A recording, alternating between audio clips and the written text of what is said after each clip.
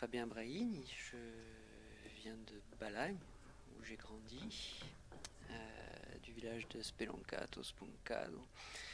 Euh, voilà, alors comment je suis arrivé à m'intéresser à la permaculture et à travailler à l'université pour Campo Bintuno sur les aspects écologiques et humains.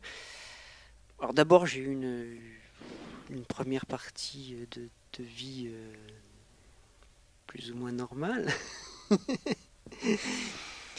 où j'ai été libraire dans ma première vie professionnelle, après des études en sciences d'abord et en lettres. Donc finalement, c'était pas normal dès le départ, puisque j'ai commencé en fac de sciences, et puis terminé par une licence de lettres. Et puis je suis devenu libraire, où j'étais avec des hauts et des bas pendant un certain nombre d'années. C'est un métier qui n'est pas forcément facile, et j'ai fait plusieurs librairies. Et puis un jour, j'ai voulu changer un peu de vie et je suis parti en Angleterre, avec plutôt comme idée de devenir professeur de français langue étrangère. Enseigner, ça m'a toujours intéressé, mais enseigner dans l'éducation nationale, j'ai fait une petite tentative et j'ai vu que c'était pas tellement mon truc. Et donc je suis parti en Angleterre et là-bas j'ai fait une expérience un petit peu d'immersion où je suis parti faire ce qu'on appelle du woofing, c'est-à-dire du volontariat dans une ferme biologique. Je me suis retrouvé dans une ferme, dans un coin charmant d'Angleterre, mais chez des gens un peu qui exagéraient un peu et qui m'ont fait travailler très dur pour rien. Euh, donc une expérience a priori plutôt désagréable, mais qui finalement m'a révélé que j'avais envie de m'intéresser à ça, à m'intéresser à la terre. Alors j'avais des parents qui étaient un peu agriculteurs, puisque c'était pas leur activité principale, mais ils étaient éleveurs, on avait des vaches. Donc j'ai toujours été au contact comme ça de la nature et de l'agriculture. Mon père faisait le jardin et ça ne m'intéressait pas vraiment. Simplement quand j'ai vu qu'on pouvait faire le jardin autrement, avec des méthodes écologiques, ça m'a fortement intéressé. J'ai mon côté scientifique aussi qui remontait de mes premières années d'études. Euh, et donc, il s'est passé quelque chose ce jour-là. Et à l'époque, j'habitais Paris, j'étais parti de Corse, j'habitais Paris, et je suis revenu cet été-là, c'était l'été 2005, et je me suis mis à chercher des gens pour faire avec moi du jardin et expérimenter des méthodes de jardinage et d'agriculture biologique, écologique. Et un jour, je suis tombé sur un festival qui se passait en proche banlieue, à Montreuil, dans un lieu qui s'appelle les Murs à Pêche. Alors les Murs à Pêche, c'est un endroit assez extraordinaire.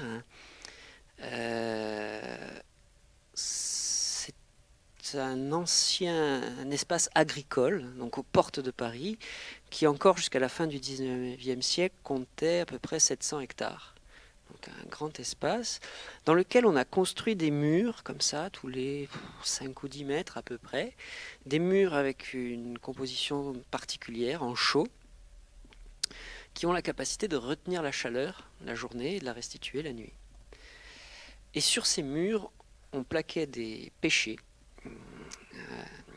Et ces pêchers récupéraient la chaleur des murs et ça permettait d'avoir en région parisienne des pêches absolument extraordinaires. Donc avec toute une méthode de palissage sur les murs, de taille à la Montreuil, etc. Et ces pêches étaient vendues à la cour de Louis XIV, à la cour de Russie, etc. C'est chez Fauchon, Hédiard, etc., toutes les grandes maisons, jusqu'au XIXe siècle. Et puis au XIXe siècle, il s'est passé quelque chose dans la région parisienne. Enfin, il s'est passé deux choses concomitantes. C'est d'abord que la ville a grandi, et donc la pression urbaine a commencé à grignoter cette zone. Et la deuxième chose qui s'est passée, je ne sais pas dans quel ordre d'ailleurs les deux se sont passés exactement, c'est l'arrivée du chemin de fer. Et le chemin de fer a permis aux fruits de la vallée du Rhône de monter à Paris beaucoup plus facilement, et la concurrence évidemment de fruits venant d'un climat méditerranéen, même s'ils étaient de qualité inférieure, a détruit cette économie fruitière en Île-de-France. Donc on retrouve un schéma qu'on retrouve aujourd'hui encore à un autre niveau, hein, où des fruits de moins bonne qualité venant d'Espagne, mais beaucoup moins chers, viennent concurrencer des fruits de meilleure qualité, plus locaux, mais qui n'arrivent pas à être concurrentiels alors qu'ils sont de meilleure qualité. Donc on avait déjà cette question-là, un peu de mondialisation, enfin en tout cas d'ouverture.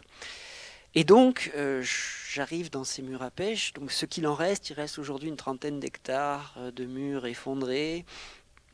Donc, ça fait beaucoup penser à la Corse aussi, hein, des lieux avec des murs qui s'effondrent. Nous, c'est des murs de soutènement en pierre sèche. C'est pas exactement la même chose, mais c'est la même déprise, le même drame. Et puis ici aussi, des associations qui essayent de reprendre un peu et de refaire des choses. Et donc je suis arrivé là, et dans un espace où une dizaine d'associations s'étaient installées sur un appel à projet de la mairie, et essayaient de faire revivre un peu les lieux, de remonter un certain nombre de murs, de retrouver les techniques anciennes, et de tester des techniques nouvelles. Il se trouve qu'une de ces associations-là était en train d'abandonner son projet, donc on a récupéré 600 mètres carrés de terrain, là, de jardin, dans ces murs à pêche de Montreuil. Alors, comme il fallait faire très vite, on a monté très vite une association qu'on a appelée le Sens de l'Humus.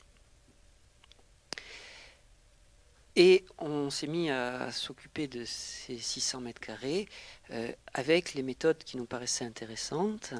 Et parmi les méthodes que l'on a étudiées, il y a l'ensemble des méthodes et des techniques qu'on regroupe sous le vocable permaculture.